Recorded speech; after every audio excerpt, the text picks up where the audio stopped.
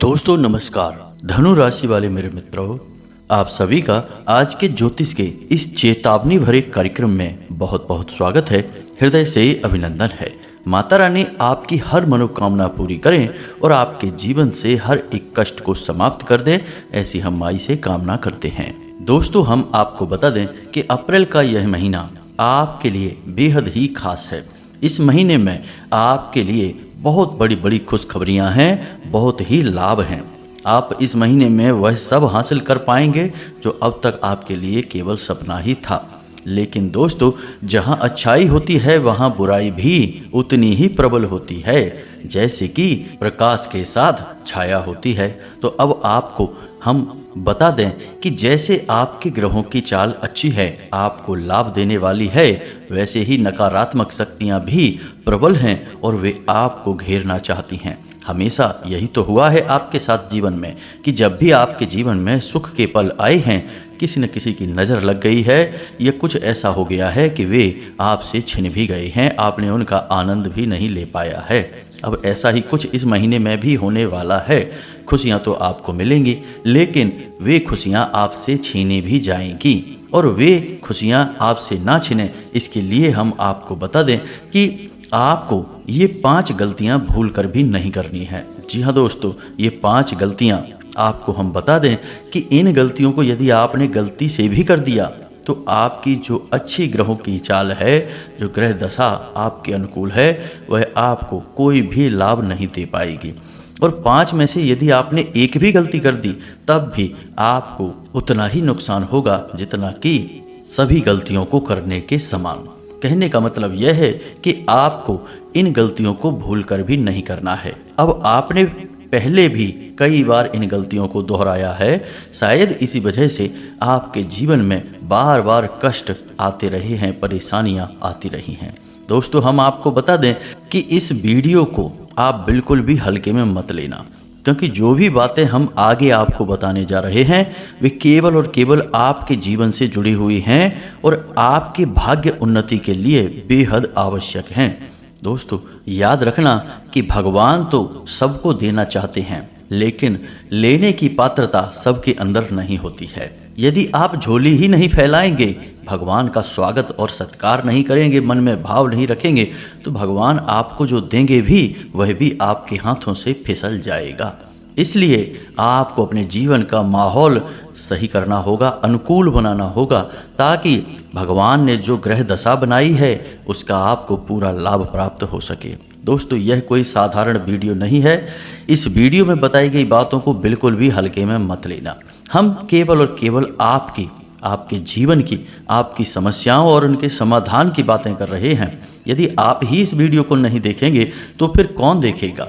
आपके जीवन को बदलने का बीड़ा आप नहीं उठाएंगे तो कौन उठाएगा? यहाँ किसी को किसी की नहीं पड़ी है दोस्तों, सब अपने अपने में मगन हैं।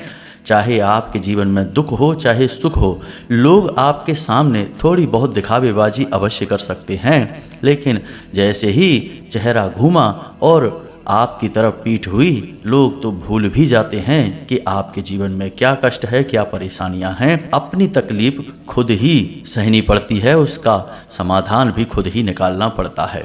इसीलिए हम आपसे कह रहे हैं कि इस वीडियो को आप पूरा देखना। इस वीडियो में हमने आपके द्वारा की जाने वाली, लगातार की जाने वाली बड़ी 5 गलतियों के बारे में बताया है। उन्हें आप इस महीने बिल्कुल मत करना। और इस सब से कहीं बढ़कर दोस्तों, हमने कुछ बेहद ही गुप्त और बेहद ही जरूरी बातों के बारे में भी आपको इस वीडियो में बताया है। उन्हें भी आप जान लेंगे तो यह बिल्कुल वैसा ही होगा जैसे कि तनख्वाह मिलते ही बोनस भी मिल गया, यानी आम के आम और गुठलियों के भी दाम। तो चलिए दोस्तों, आज के इस बेहद ही महत्वपूर्ण, ज्ञानवर्धक और जीवन को बदल देने वाले महान वीडियो की शुरुआत करते हैं। लेकिन इससे पहले हम माई के लिए अपना भाव प्रकट करेंगे और कमेंट बॉक्स में जय माँ भद्रकाली कृपा करो ऐसा लिखेंगे। 1 बार नहीं 3 बार लिखेंगे।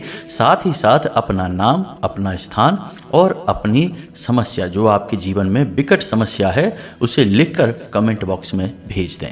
हम शनिवार के सर्व मनोकामना पूर्ति हवन में आपके नाम से आहुतियां कराएंगे और आपके नाम की अर्जी माई के दिव्य दरबार में भी लगा देंगे। दोस्तों, हजारों लोगों को इस क्रिया से लाभ मिल चुका है, आप भी ले लीजिए। और यह माई की आज्ञा से संचालित कार्य है, यानी कि माई खुद चाहती हैं कि आप इस कार्य में शामिल हो और अपने जीवन को सरल बनाएं। इसी के साथ साथ दोस्तों, माई के इस दास का आपसे एक छोटा सा निवेदन और है कि यदि आप हमारे चैनल पर पहली बार आए हैं तो इसे सब्सक्राइब करके बगल में जो घंटी का निशान है उसे भी अवश्य दबा दें। इससे आप हमारे और माई के दिव्य परिवार के सदस्य बन जाएंगे। फिर जो भी पूजा पाठ अनुष्ठान हमारे द्वारा किया जाएगा माई की सेवा में, उसका कुछ न कुछ अंश आपको भी मिलेगा, यानी कि आप परिवार के सदस्य हो जाएंगे तो आपका हित सर्वोपरि हो जाएगा। तो चलिए जल्दी से चैनल को सब्सक्राइब करिए और आगे बढ़ते हैं। दोस्तों, इंसान गलतियों का पुतला है। कोई कितना भी संभल कर चले, सतर्क होकर चले, तब भी कहीं ना कहीं गलती हो ही जाती है।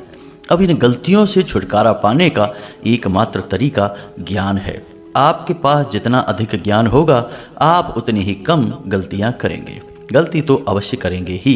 अब यदि आपने गलती कर भी दी है तो उस गलती का पश्चाताप और उस गलती की भरपाई भी करना आपकी जिम्मेदारी है, यानी कुछ ऐसे कार्य करके हम गलती की भरपाई कर लेते हैं। तो वीडियो के अंत में दोस्तों हम आपको एक ऐसे महाशक्तिशाली उपाय के बारे में भी बताएंगे जिससे यदि अनजाने में आपसे कोई गलती हो जाती है तो आप उसका पश्चाताप कर सकते हैं, उसकी भरपाई हो सकती है। जी हाँ दोस्तों, ज्ञान प्राप्त करने में आप बिल्कुल भी पीछे ना हटें। जो बातें हम आपको बताने जा रहे हैं उन बातों को अच्छी तरह से समझ लें। वीडियो पूरा देखें, अंत तक वीडियो में बने रहें। दोस्तों, एक बार की बात है कि एक बहुत बड़े राजा थे। शिकार करते करते जंगल में भटक गए तो फिर भूख प्यास के मारे उनका बुरा हाल हो गया। उन्होंने देखा कि पास ही 3 छोटे बच्चे शायद जानवर चराने आए होंगे, वहीं खेल रहे हैं और कोई आबादी नहीं है। तो राजा का बुरा हाल देखकर वो बच्चे उनकी तरफ दौड़े और उन बच्चों ने जो भी उनके पास भोजन था, पानी था, उन्हें पीने के लिए दिया, खाने के लिए दिया। अब राजा संतुष्ट हो गए।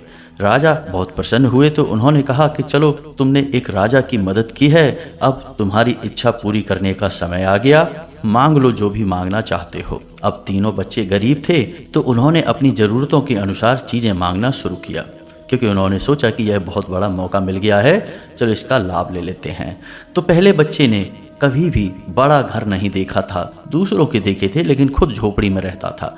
तो उसने राजा से कहा कि महाराज, मुझे बहुत बड़ा महल चाहिए, मैं एक झोपड़ी में रहता हूँ और मेरा सपना है कि मैं किसी बड़े महल में रहूँ। राजा ने कहा ठीक है, तुम्हें बड़ा महल मिल जाएगा। इसी प्रकार दोस्तों, दूसरा लड़का बहुत गरीब था, बेचारे को खाना पीना भी अच्छी तरह से नसीब नहीं होता था। तो उसने कहा कि महाराज, मुझे ना केवल अच्छा महल चाहिए बल्कि जीवन भर स्वादिष्ट भोजन मिलता रहे, ऐसी व्यवस्था भी चाहिए, यानी कि ढेर सारा धन मिल जाए तो मेरी बात बन जाए, जिससे मैं भोजन भी कर पाऊंगा और अपने लिए एक बड़ा महल घर भी बनवा पाऊंगा। राजा ने कहा ठीक है, तुम्हें ढेर सारा धन मिल जाएगा। अब तीसरे का नंबर आया तो तीसरे लड़के ने कहा कि महाराज, ना तो मुझे महल चाहिए और ना ही मुझे धन चाहिए, मैं बहुत गरीब हूँ और मैं पढ़ाई नहीं कर सकता हूँ, ज्ञान हासिल नहीं कर सकता हूँ, मेरे माता पिता मेरी पढ़ाई का भार सहन नहीं कर सकते हैं, इसलिए मेरी कुछ ऐसी व्यवस्था आप करिए कि मैं ज्ञान हासिल कर सकूँ, पढ़ सकूँ। राजा ने कहा ठीक है, ये छोटी सी बात है। उसके लिए व्यवस्था कर दी गई। अब जब वह लड़का जो पढ़ रहा था वह अच्छी पढ़ाई कर चुका तो उसे राजा ने अपने ही दरबार में एक मंत्री का पद दे दिया और वह राजा का सलाहकार बन गया। अब कई साल बीत गए तो राजा के मन में आया कि एक लड़का तो मेरे पास ही है, अब उन 2 लड़कों का क्या हुआ, उसके बारे में जानकारी निकालते हैं। तो उनको ढूंढने के लिए लोग भेजे गए। दोनों लड़के मिल गए। दोनों की हालत बहुत बुरी थी, दोनों बड़ी बुरी स्थिति में रह रहे थे, गरीब हो चुके थे, कंगाल हो चुके थे। दोनों को राजा के पास लाया गया। राजा ने कहा कि ये तुम्हारा हाल कैसे हुआ? तो एक लड़के ने, जिसने बड़ा महल मांगा था, उसने कहा कि महाराज, आपने मेरे लिए महल तो बनवा दिया था, लेकिन एक दिन अचानक बहुत बड़ी बाढ़ आई और वह पूरा महल उस बाढ़ में तहस नहस हो गया, बर्बाद हो गया, टूट फूट गया और मैं फिर से झोपड़ी में आ गया। राजा ने कहा ठीक है। अब दूसरे लड़के से पूछा कि तुम्हें तो बहुत सारा धन मिला था, तो तुमने उसका क्या किया? तो दूसरे लड़के ने कहा कि महाराज आपने मुझे धन दे तो दिया, लेकिन उस धन को संभालने की बुद्धि मेरे पास नहीं थी, तो मैंने बिना सोचे समझे पैसे को खर्च करना शुरू कर दिया। इसी के साथ साथ मेरे अंदर कई बुराइयां भी उत्पन्न हो गईं, जैसे जुआ, शराब और वेश्यावृत्ति की भी आदतें उत्पन्न हो गईं समय के अनुसार, और धीरे धीरे मेरा सारा धन समाप्त हो गया। लेकिन मेरे जीवन की दुर्दशा यहीं समाप्त नहीं हुई, मेरे ऊपर तमाम दुनिया भर का कर्जा भी लद गया, जिसकी वजह से मुझे इस गांव से उस गांव छुप कर रहना पड़ता है, लोगों से बचना पड़ता है। यानी कि इसकी स्थिति तो और भी बुरी थी। अब तीसरा, जिसने ज्ञान हासिल किया था वह निर्धन भी नहीं था और राजा की संरक्षण में भी था। तो अब इस कहानी से क्या सीख मिलती है? दोस्तों, जीवन में चाहे कुछ भी चला जाए, लेकिन आपके पास जो ज्ञान है वह कभी नहीं जाता है। तो ज्ञान का महत्व तो हमेशा समझना चाहिए, और ज्ञान ही एक ऐसा मार्ग है जो आपको बड़ी भयंकर गलतियों को करने से रोक सकता है। उम्मीद है आप समझ गए होंगे कि इस कहानी को सुनाने का हमारा क्या मकसद है। दोस्तों, असल में यह कहानी हमारी, आपकी और समाज में, दुनिया में रह रहे हर एक इंसान की है। हम भगवान से क्या मांगते हैं मंदिर में जा जाकर? भगवान हमें गाड़ी दे दो, घर दे दो, नौकरी दे दो, व्यापार बिजनेस दे दो, उल्टी सीधी चीजें मांगते हैं। क्यों ना हम भगवान से यह मांगे कि भगवान आप हमें अपना साथ दे दो, आप हमारी बुद्धि में विवेक उत्पन्न कर दो, आप हमें ज्ञान दे दो। क्यों ना हम भगवान से यह मांगे कि भगवान हम जो भी कार्य करें वह आपके साथ करें, आप हमारे साथ रहें, और जब आप हमारे साथ होंगे तो फिर चाहे जीत हो चाहे हार हो, सब में आनंद आएगा। दोस्तों, याद रखना कि सुख का उल्टा दुख होता है, लेकिन आनंद का उल्टा कुछ भी नहीं होता। आनंद का कोई विलोम शब्द नहीं है। यानी कि भगवान के साथ रहने में आनंद प्राप्त होता है। फिर सुख की कामना कोई मूर्ख ही करेगा। तभी तो अर्जुन ने कृष्ण का साथ मांगा, ना कि उनकी सेना। उम्मीद है कि आप समझ गए होंगे कि हम आपको क्या बताना चाहते हैं। अब बात करते हैं आज के इस मुख्य बिंदु की, कि ये 5 गलतियां आपको भूल कर भी अप्रैल के इस खास महीने में नहीं करनी है। अब ये 5 गलतियां कौन सी हैं, ध्यान से समझिए। दोस्तों, हम आपको बता दें कि अप्रैल की शुरुआत में ही बुध ग्रह मेष राशि में वक्री हैं। अब मेष प्रथम राशि है, यानी कि इनका प्रभाव संपूर्ण राशि चक्र पर पड़ेगा। तो बुध वाणी के देवता हैं, बुद्धि के देवता हैं और मन स्थिति के देवता हैं। तो अब ऐसे में क्या होगा कि अप्रैल महीने की शुरुआत में, यानी शुरुआत के 7 से 8 दिन या 10 दिन आपके मन में अजीबोगरीब ख्याल आएंगे, आपकी वाणी कटु हो जाएगी, आपको बात बात पर क्रोध आने लगेगा, चिढ़ होने लगेगी, जरा जरा सी बातों पर आप लोगों से नाराज होने लगेंगे, क्रोध में कुछ भी कहने लगेंगे। अब इससे होगा यह कि आपके अपने जो आपका हित चाहते हैं, शुभ चिंतक हैं, वे आपसे नाराज होने लगेंगे, लोगों का आपसे बात करना मुश्किल हो जाएगा। बात बात पर आप जब क्रोध करेंगे तो आपसे कोई कैसे बात कर पाएगा? इससे आपके काम जो बनने वाले होंगे वो भी बिगड़ने लगेंगे। इसी के साथ साथ दोस्तों, आपके आसपास नकारात्मक शक्तियां जो भी हैं वे आप पर हावी होने लगेंगी, और यदि आपने अपने ऊपर नियंत्रण नहीं किया, अपनी भावनाओं को अच्छी तरह से नहीं संभाला, तो ये नियंत्रण से बाहर हुई स्थितियां आपको जीवन भर परेशान करेंगी। यानी आपके हाथों से कुछ ऐसा कार्य हो जाएगा जो आपको लंबे समय तक तकलीफ देगा। तो आपको क्या करना चाहिए? आपको अपनी वाणी पर संयम रखना है। बेशक आपको क्रोध आ रहा हो, लेकिन आपको थोड़ा सा रुक जाना है। तुरंत मन में जो आया वो नहीं बोल देना है।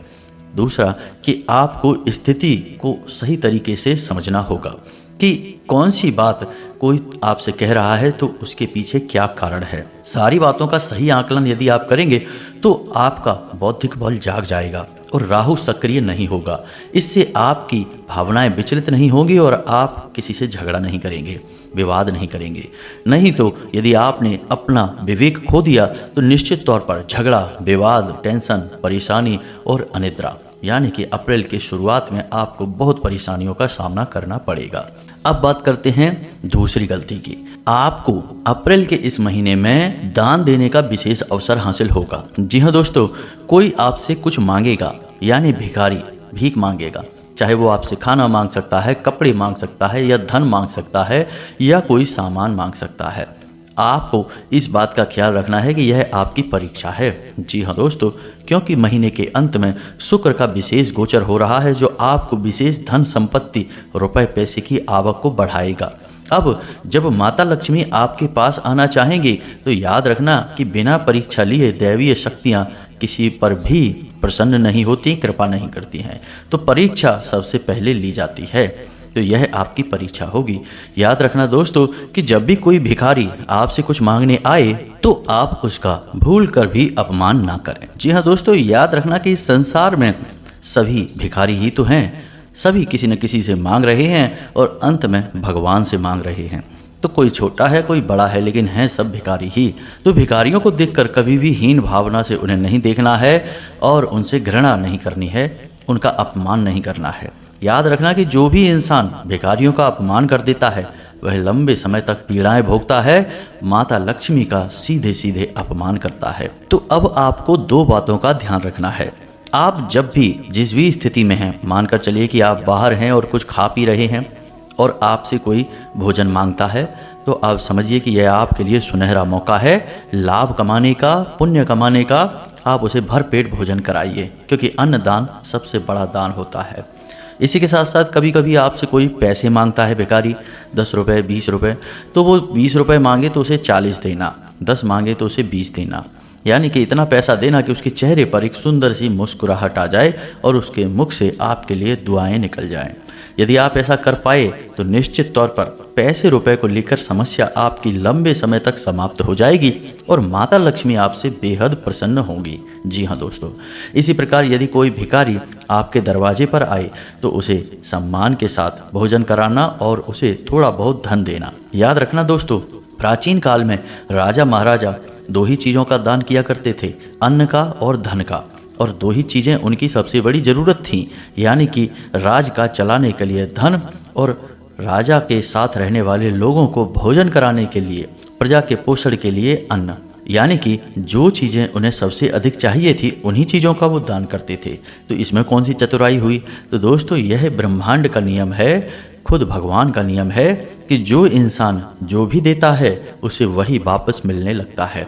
यानी विद्या बांटने वाले के पास ज्ञान आता है और धन का दान करने वाले के पास धन आता है और अन्न का दान करने वाले के पास अन्न आता है।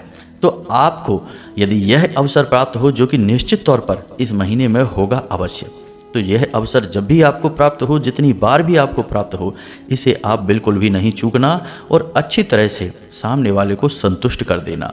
इसके बाद आप देखेंगे कि आज आपने यदि किसी भिखारी को कुछ दान किया, मदद की, तो अगले 3 दिनों में ही आपको कोई बड़ी खुशखबरी सुनने को मिलेगी। जी हाँ दोस्तों, बात अवश्य ही छोटी सी है, लेकिन इसका महत्व बहुत बड़ा है। अब यहाँ पर कुछ कुतर्की और मूर्ख लोग यह भी कह सकते हैं कि इस तरह हम अपना पैसा लुटाएंगे तो हम खुद ही कंगाल हो जाएंगे। दोस्तों, क्या आपको लगता है कि पैसे आप कमा रहे हैं और जो पैसे आपने अपने पास रखे हैं वे आप स्वयं कमा रहे हैं या आपके पास स्वयं ही रखे हुए हैं? जी नहीं दोस्तों, पैसा कितना किसको देना है और कितना अमीर किसे बनाना है यह तय करता है स्वयं ब्रह्मांड यानी कि भगवान। मेहनत तो सभी कर रहे हैं, ऐसा नहीं है कि कोई काम चोरी कर रहा है, कोई मेहनत नहीं कर रहा है। ऐसा नहीं है कि सभी काम चोरी में लगे हुए हैं। पूरी दुनिया में हर इंसान अपने अपने स्तर पर मेहनत कर रहा है। लेकिन ऐसा क्यों होता है कि एक छोटी सी चाय की टपरी चलाने वाला अचानक से कुछ दिनों में करोड़पति बन जाता है और बड़े व्यापार का मालिक बन जाता है, जबकि उसके साथ वाले जहां के तहां पड़े रहते हैं? दोस्तों, इसे हम भाग्य का चमकना कहते हैं, लेकिन यह ईश्वर की कृपा से होता है। अब आप समझिए कि सारा खेल ऊर्जाओं का है। यदि आपने अपने आसपास की ऊर्जाओं को सकारात्मक बना लिया, अपने अनुकूल बना लिया, तो फिर आप चाहे छोटा कार्य करें, बड़ा कार्य करें, कम मेहनत करें, ज़्यादा मेहनत करें, आपको लाभ बड़े ही होंगे। जी हाँ दोस्तों, इसी वजह से छोटे छोटे काम करने वाले लोग कभी कभी अचानक बहुत बड़े हो जाते हैं। अब ऐसा नहीं है कि सभी छोटे काम करने वाले लोग बड़े हो जाएंगे, करोड़पति हो जाएंगे। वो तो जिनके ऊपर भगवान की कृपा होगी। और भगवान की कृपा कब होगी? जब आप सकारात्मक होंगे, आपके आसपास ऊर्जा का वातावरण सकारात्मक होगा। अब आप इस भ्रम को अपने दिमाग से निकाल दो कि आप पैसे कमा सकते हो। जी नहीं, पैसा जो नोट है, कागज या सिक्का है, वह उसका भौतिक स्वरूप है, लेकिन असली स्वरूप जो पैसे का है वह माता लक्ष्मी की ऊर्जा है, यानी कि अभौतिक ऊर्जा स्वरूप। जब तक आपके आसपास पैसे का आप भौतिक ऊर्जा स्वरूप नहीं होगा। आप कितना ही पैसा कमाएं, बड़ी मुश्किल से तो आपके पास पैसा आएगा, और आ भी गया तो रुकेगा नहीं, अपने आप निकल जाएगा। रास्ता पहले से ही बनाकर आएगा। आपने 10,000 कमाए, 12,000 खर्च हो जाएंगे, 2,000 का कर्जा आपके ऊपर लद जाएगा। ऐसा इसीलिए है कि आप पैसे को कागज का नोट या फिर सिक्का समझकर उसे खींचने की कोशिश कर रहे हो, लेकिन ऐसा नहीं होता। पैसे का वास्तविक स्वरूप ऊर्जा स्वरूप है, जिसे हम माता लक्ष्मी कहते हैं। इसीलिए हम माता लक्ष्मी की पूजा करते हैं, ना कि कागज के नोटों की और सिक्कों की। इनकी हम कभी पूजा नहीं करते हैं, हम माँ लक्ष्मी की पूजा करते हैं। दोस्तों, बात थोड़ी सी गहरी है, समझने में शायद आपको मुश्किल हो रही हो, लेकिन यह जरूरी बहुत है। अन्यथा होगा यह कि आप कठोर परिश्रम करेंगे, बहुत मेहनत करेंगे, लेकिन आप जीवन भर गरीब और कंगाल ही बने रहेंगे, पैसे के लिए परेशान बने रहेंगे। दोस्तों, आप माता लक्ष्मी की शुद्ध सकारात्मक ऊर्जा को यदि अपनी ओर आकर्षित करना चाहते हैं तो इसका सबसे बड़ा तरीका दान है। आप नोट किसी को दान दे देंगे, 10 रुपये, 20 रुपये, 50 रुपये, वह कागज है, आपने किसी को दे दिया, माता लक्ष्मी नहीं दी हैं। लेकिन माता लक्ष्मी की सकारात्मक ऊर्जा आपके इस काम को देख रही है और वह आपसे प्रसन्न हो रही है। फिर आपके पास माता लक्ष्मी की सकारात्मक ऊर्जा आएगी, जो बेशक आपको दिखाई नहीं देगी, लेकिन जैसे ही वह ऊर्जा आपके आसपास आएगी तो आपने जो भी पैसे किसी को दान दिए हैं वे सैकड़ों हजारों गुना बनकर आपके पास वापस आने लगेंगे। इसीलिए हमारे हिंदू धर्म में, सनातनी परंपरा में दान का बहुत बड़ा महत्व है। इसे सर्वोपरि पुण्य कहा गया है। इसी के साथ साथ हम आपको बता दें कि तीसरा कार्य जो आपको भूल कर भी नहीं करना है वह है किसी महिला का अपमान। जी हाँ दोस्तों, अब चाहे बात आपको कैसी भी लगे, लेकिन हमारे हिंदू धर्म में, सनातनी परंपरा में महिला को मातृ शक्ति कहा गया है, दैवीय ऊर्जा, दैवीय शक्ति कहा गया है। अब चाहे औरत की जबान कितनी ही कड़वी हो, वह आपसे किसी भी प्रकार की बातें कर रही हो, आपको उकसाने की कोशिश कर रही हो, लेकिन आपको अपनी बुद्धि और विवेक से स्थिति का सही आकलन करना है और कुछ भी करना पड़े, लेकिन महिला का अपमान नहीं करना है। बस इसे आपको समझ जाना है।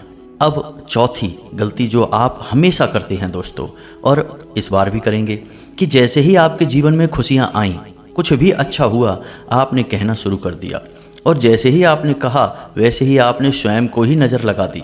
याद रखना दोस्तों कि मानकर चलिए कि आपके पास खूब सारा पैसा आ गया और आपने यह कहना शुरू कर दिया कि अब तो मेरे पास बहुत सारे पैसे हैं, अब तो मेरे पास बहुत पैसे हैं, मैं बहुत अमीर हूँ, खूब पैसा आ रहा है, कोई दिक्कत नहीं है। लेकिन जैसे ही आप यह कहते हैं तो राहु सक्रिय हो उठता है। जी हाँ दोस्तों, इसी को स्वयं का बंधन करना कहते हैं। और जब राहु आपका सक्रिय हो उठेगा तो वह कहेगा कि ठीक है, तुम बहुत खुश हो, अब हम देखते हैं तुम्हें कैसे खुशी प्राप्त होती है। और जिस कार्य के लिए राहु जाना जाता है वह करना शुरू कर देगा, यानी आपको मति भ्रम होगा, आपको गलत कार्यों की ओर आकर्षित करेगा, आपको विनाश की ओर ले जाएगा और धीरे धीरे आपका पैसा समाप्त हो जाएगा। आपने अक्सर देखा होगा कि जिन लोगों के पास ढेर सारा पैसा अचानक आ जाता है, बहुत सारी खुशियां अचानक आ जाती हैं, उन लोगों की हरकतें, उनकी कार्य करने के तरीके ऐसे हो जाते हैं कि वे स्वयं ही अपना विनाश कर लेते हैं। ऐसा क्यों होता है? क्योंकि उन्होंने अपना राहु सक्रिय कर लिया है गलती से। तो आपको यह नहीं करना है। अब पांचवा कार्य दोस्तों, जो कि आप अक्सर भूल जाते हैं और हमेशा इस गलती को दोहराते हैं, अपनी सेहत का ख्याल रखना। जी हाँ दोस्तों, याद रखना कि आप अपनी सेहत का यदि ख्याल नहीं करेंगे तो आप कोई भी लक्ष्य हासिल नहीं कर पाएंगे। किसी भी कार्य को पूरी मेहनत और लगन के साथ, मन तो होगा लेकिन शरीर साथ नहीं देगा तो कर नहीं पाएंगे। और कार्य करने के लिए, सिद्धि के लिए शरीर आवश्यक है। यह शरीर आपका वाहन है जिसकी आप सवारी कर रहे हैं और जीवन भर इस शरीर के साथ आपको रहना है, तो इसका ख्याल रखना भी आपकी जिम्मेदारी है। काम काज की उथल पुथल और भाग दौड़ में कहीं ऐसा ना हो कि आपका शरीर रोगी हो जाए, कमज़ोर हो जाए, और फिर जब आपके पास सुख आए, सुविधाएं आए, तो आप उनका लाभ ही ना ले पाएं। किसी बुद्धिमान इंसान ने हमसे एक बार कहा था कि लोग 40-45 की उम्र तक लगातार कठोर परिश्रम करते हैं, बिना खाए पिए, बिना शरीर का ध्यान किए, और खूब पैसा कमाते हैं, और उसके बाद फिर उसी पैसे को अपने ही इलाज पर खर्च करते रहते हैं। यानी कि तब तक कोई ना कोई बड़ी बीमारी शरीर को घेर लेती है और फिर एक के बाद दूसरी, दूसरी के बाद तीसरी बीमारियां आती जाती हैं, और वही पैसा जो उन्होंने उस उम्र तक कमाया था अपने ही इलाज में खर्च करने लगते हैं। तो दोस्तों, आपको ऐसा नहीं करना है। पहला सुख है निर्मल काया। तो आपको अपनी काया का ख्याल रखना है। इसलिए अपने खान पान पर ध्यान दें। आप स्वाद के चक्कर में कभी कभी अपनी सेहत को भूल जाते हैं, तो ऐसा नहीं करना है। दूसरा, अपने जीवन में योग, प्राणायाम, कसरत और भगवान की भक्ति, इन्हें पूर्ण रूप से शामिल कर लीजिए। जी हाँ दोस्तों, आपका मन तो खूब करता है लेकिन आप नियमित नहीं हो पाते इन चीज़ों में, तो अब आप नियमित हो जाइए, तभी आपको कुछ बड़ा हासिल हो पाएगा। इंग्लिश की एक बहुत मशहूर कहावत है, a healthy mind lies in a healthy body. जी हाँ दोस्तों, स्वस्थ शरीर में ही स्वस्थ दिमाग रहता है और स्वस्थ दिमाग से ही खुशियाँ हासिल की जा सकती हैं और फिर उसी स्वस्थ शरीर से उन खुशियों को भोगा जा सकता है। तो दोस्तों, अपने बारे में बिल्कुल भी लापरवाही ना करें। आप सर्वोपरि हैं, अपना ख्याल रखें। इसी के साथ साथ दोस्तों, आज के इस वीडियो को विराम देते हैं। उम्मीद है कि जो बातें हमने आपको बताई हैं वे आपको अच्छी लगी हैं, आपको समझ में आई हैं। यदि हमारा प्रयास अच्छा लगा तो वीडियो को लाइक अवश्य करें और कमेंट में पूरे भक्ति भाव के साथ जय माँ भद्रकाली कृपा करो अवश्य लिखें। एक बार नहीं 3 बार लिखना। साथ ही यदि कोई प्रश्न उठता है मन में तो पूछ लें, आपके प्रश्नों के जवाब देने की हम पूरी कोशिश करेंगे। मिलते हैं अगले ज्ञानवर्धक वीडियो में, तब तक के लिए धन्यवाद। जय माता की।